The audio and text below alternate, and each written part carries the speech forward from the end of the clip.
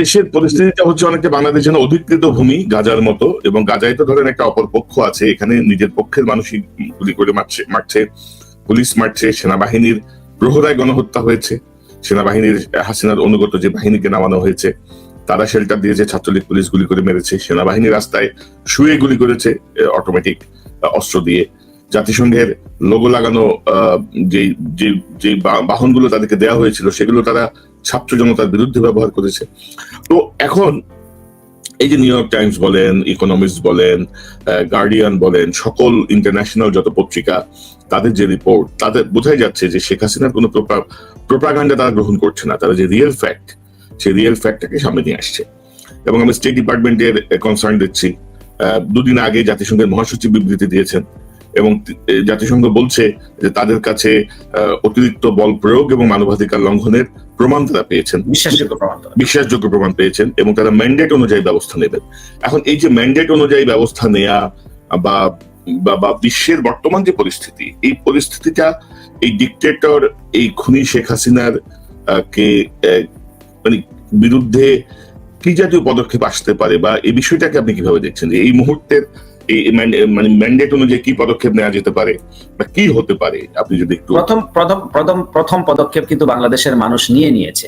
বাংলাদেশের মানুষ, ছাত্র জনতা, তারা এই সরকার প্রধানের প্রতি তারা তাদের ঘৃণা প্রকাশ করেছে, তাদের অনাস্থা জ্ঞাপন করেছে, এবং এই আন্দোলনটি কিন্তু আমি বহুবার আপনার আলোচনায় বলেছি যে বাংলাদেশের গণতন্ত্র কিংবা স্বৈরতন্ত্র এটা বাংলাদেশের কাপ অফ টি, বাংলাদেশের মানুষের।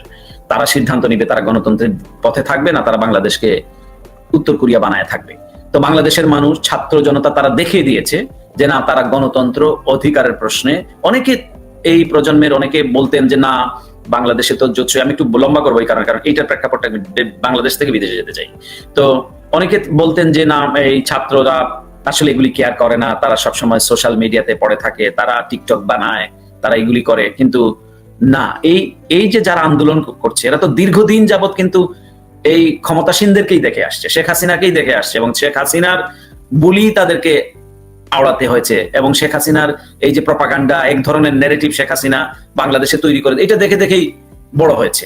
তো এখন ধরেন 15 বছর ধরে, 15 বছরই তো নাকি 2000, তো এই যে তারা যে ক্ষমতায়, তারা যে আছে, আপনি আছেন, আমি আছি, তো আপনি আছেন?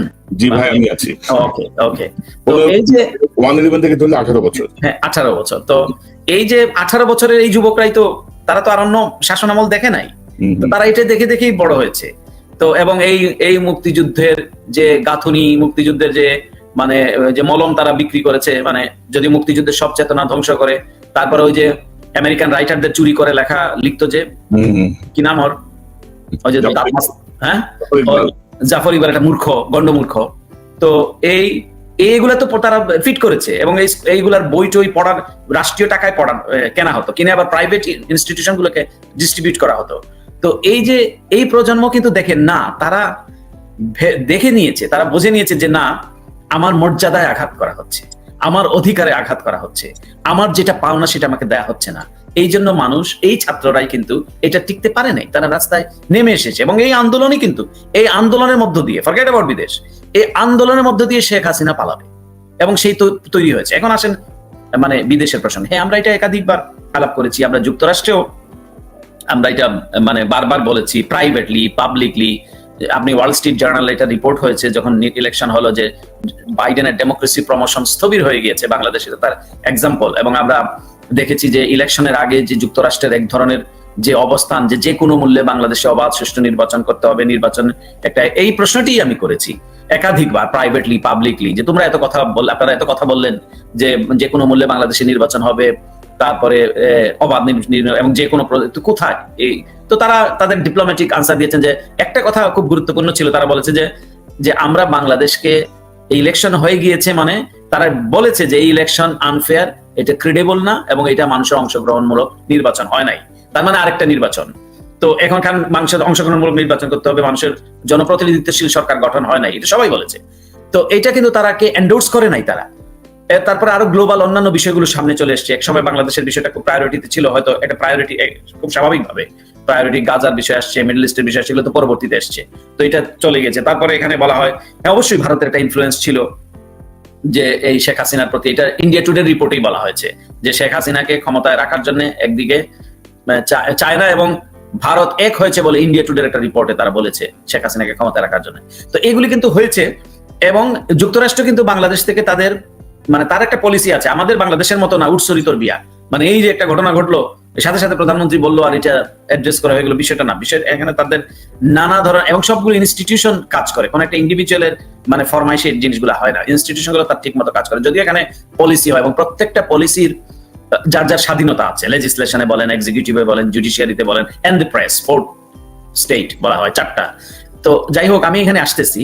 তো যেটা হলো যে যুক্তরাষ্ট্রের এই বিষয়টি আমরা দেখেছি যে তারা এই বিষয়গুলোকে তারা বাংলাদেশকে ত্যাগ করে নাই, এবং বাংলাদেশের প্রত্যেকটা ইস্যু তারা অ্যাড্রেস করেছে, এবং তারাও একটা উপায় খুঁজছিলেন যে কিভাবে, এটা তো হয় নাই, মানুষের জনপ্রতিনিধিত্বশীল সরকার হয় নাই, কিভাবে এটাকে করা যায়। আমাদের কাছে অনেকের কাছে বাংলাদেশের যারা সিভিল সোসাইটি আছেন, যারা বাংলাদেশের যারা হ্যালো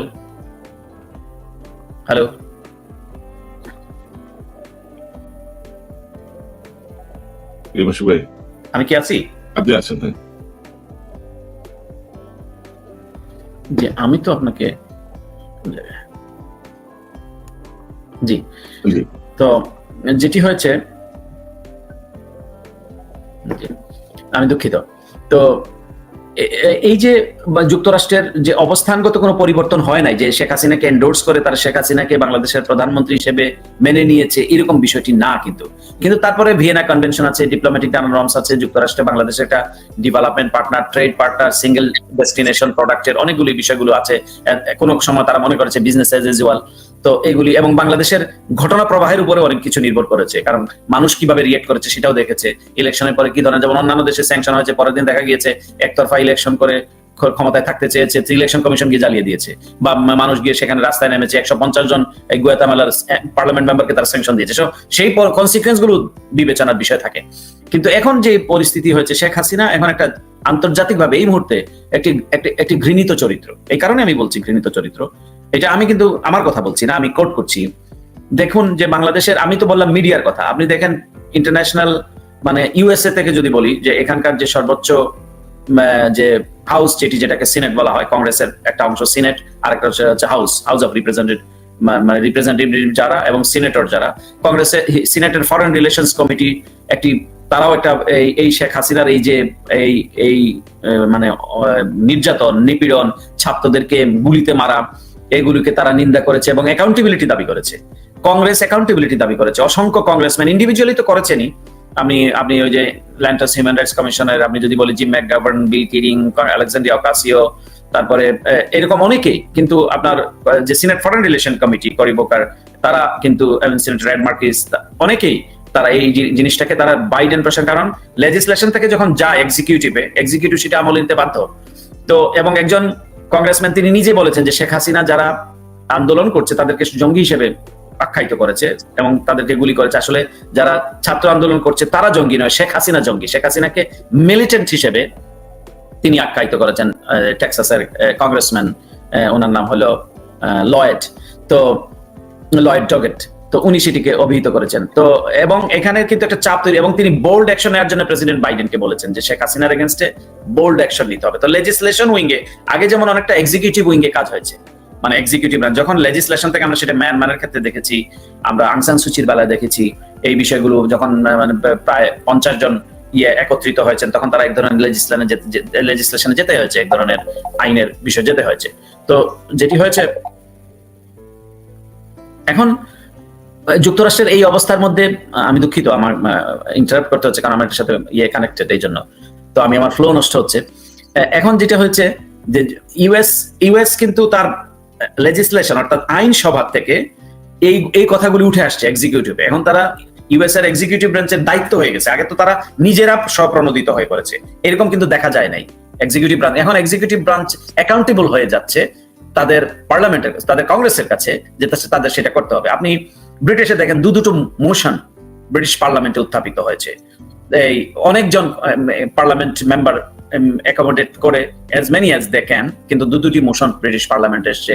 প্রতিদিন ব্রিটিশ পার্লামেন্টের প্রশ্নের উত্তর দিতে হচ্ছে সেক্রেটারি অফ স্টেটকে, যে এই যে তাদের উপরে রিলাই করা যাবে কিনা। এখানকার কংগ্রেসম্যানরা বলছেন যে শেখ হাসিনা নিজে শুট অন সাইটের অর্ডার দিয়েছে, অর্থাৎ দেখা মাত্র গুলি, যে দেখা মাত্র গুলির নির্দেশ দিয়েছে অর্থাৎ সে গুলি করতে বলেছে, সে আবার কি তদন্ত করবে? এটা সবাই বোঝে, এটা জাতিসংঘও বোঝে, এটা সকলেই বোঝে। এবং তারা বলে দেখেন shoot on sight order, UN mark vehicle তারা ব্যবহার করেছে মানুষকে কন্ট্রোল করার জন্য, যেগুলি ইউএন পিস কিপিং এ দেওয়া হয়েছিল ব্যবহার করার জন্য, তারা এগুলা নিয়ে এসে তারা ব্যবহার করেছে। এবং এটা আমরা বলার আগে ইউএন স্টেটমেন্ট দিয়ে বলেছে, আমরা এটা কোয়েশ্চেনের কারণে বলে নাই তা না, তারা বিবৃতি দিয়ে বলেছে যে আমরা দেখেছি ঢাকা রাজপথে এইগুলি।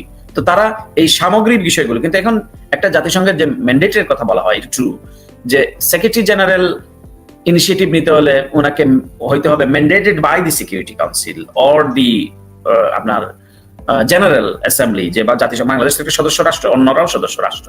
কিন্তু পৃথিবীতে এরকম যারা যে সমস্ত, এবং প্রত্যেকগুলো রেজুলেশনই তো জাতিসংঘ নেয়, উত্তর কোরিয়ার বিষয় নিয়েছে, বিভিন্ন দেশের বিষয় যেদিন নেয়। এবং এই যে মানবাধিকার বিষয়, সেখানে একটা কমিশন হয়েছে, কমিশন আছে, এটা ইন্ডিপেন্ডেন্ট কমিশন, অনেক দেশের ইলেক্টেড মেম্বার সেখানে আছেন।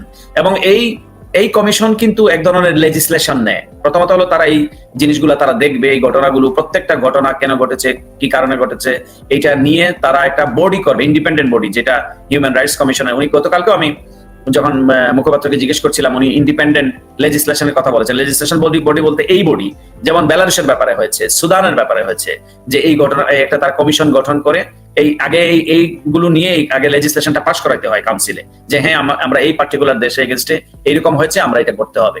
আর পার্টিকুলার দেশের এগেনস্টে ইন্টারভেনশন বা ব্যবস্থার জন্য সিকিউরিটি কাউন্সিলের মাধ্যমে সেটা হইতে হয়। তারপরেও সেক্রেটারি জেনারেলের একটা উদ্যোগ থাকে সবসময়, যেটা এর আগেও বিভিন্ন দেশে হয়, কনফ্লিক্টের ক্ষেত্রে সেক্রেটারি জেনারেল এনবয় নিয়োগ করতে পারে সেক্রেটারি জেনারেল, কিন্তু সেটাও চার্টার্ড বাই দি, মানে mandated by the member state. তো এটা সেটা করা হয়েছে এবং বাংলাদেশ সরকারকে জানিয়ে দেওয়া হয়েছে, তারা ঢাকায় জানিয়েছে, আমরা যেটা বলেছে তারা নিউ ইয়র্কে জানিয়েছে। এবং বাংলাদেশে যে মানুষকে ঢাকার চেষ্টা করছে, এটা কিন্তু ঢাকার মতো না। আজকেও দেখবেন কতগুলো বাংলাদেশের বিদেশি মিশন কূটনীতিকে ব্রিফ করা হয়েছে, সেটা নাকি ফরেন মিনিস্টার ব্রিফ করার কথা ছিল, কিন্তু সেক্রেটারি ব্রিফ করেছে তারা।